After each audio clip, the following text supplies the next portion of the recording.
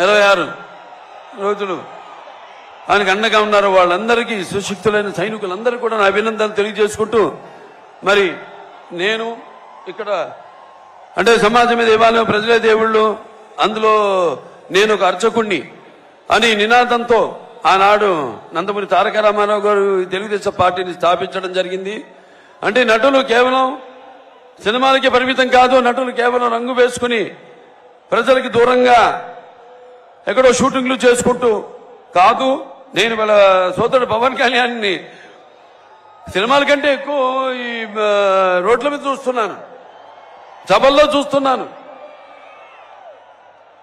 అంటే నేను చెప్పొచ్చేది ఏంటంటే సినిమాలే కాదు, మన ప్రతి ఆ సినిమాల ఫలితంగా మనకు వచ్చే ఆదరణ, అభిమానాన్ని నాన్నగారు ఎప్పుడు అంటుండేవారు, ఏ రుణం మనం పెట్టుకోకూడదని. అది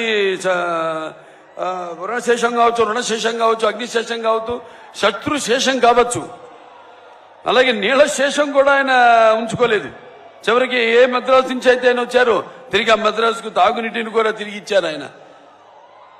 అటువంటి మరి ఈనాడు మీ రుణం తీర్చుకోవాల్సిన బాధ్యత కేవలం నటులుగానే కాదు, మేమిద్దరం ఈ సమాజంలో పౌరులుగా అది మా బాధ్యత అని తెలియజేయడానికి మరి ఆనాడు సోదరుడు పవన్ కళ్యాణ్ గారు పార్టీని స్థాపించారు. జనసేన పార్టీని ఎన్నో ఏళ్ల క్రితం 2014లో 2008లో 14 అప్పటి నుంచి కూడా ఆయన పోరాటం కొనసాగిస్తూనే ఉన్నారు.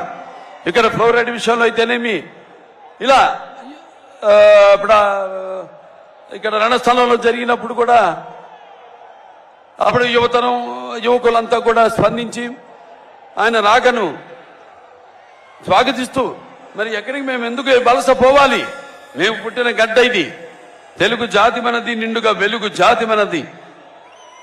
ఎక్కడైతే మనం వాళ్ళంతా ఆనాడు చంద్రబాబు నాయుడు గారి యొక్క దూరదృష్టితో అటు ఐటీ రంగం అయితే, సైబరాబాద్ సిటీ అయితేనేమి, లేకపోతే ఈ యొక్క ఎన్నో అభివృద్ధి పథకాలను తీసుకురావడం ముందుకి, అలాగే ఈ యొక్క మహిళలకు ఈ యొక్క డ్వాక్రా మొట్టమొదటిసారిగా దేశంలోనే ఈ పొదుపు స్కీమ్ తీసుకురావడం అయితేనేంటి, ఇటువంటి ఎన్నో కార్యక్రమాలు చేపట్టడం వల్ల ఆనాడు అందరికీ ఉపాధి కలగడం జరిగింది. మహిళా సాధికారత, వాళ్ళ కాళ్ళ మీద వాళ్ళు నిలబడి వంటిటి కుందేళ్లు కాకుండా వాళ్ళు కూడా సంపాదించి మరి వాళ్ళు కూడా మగవాళ్ళకి సమానంగా ధీటుగా బ్రతకగలిగే ఒక మంచి అవకాశాన్ని కలిగించారు.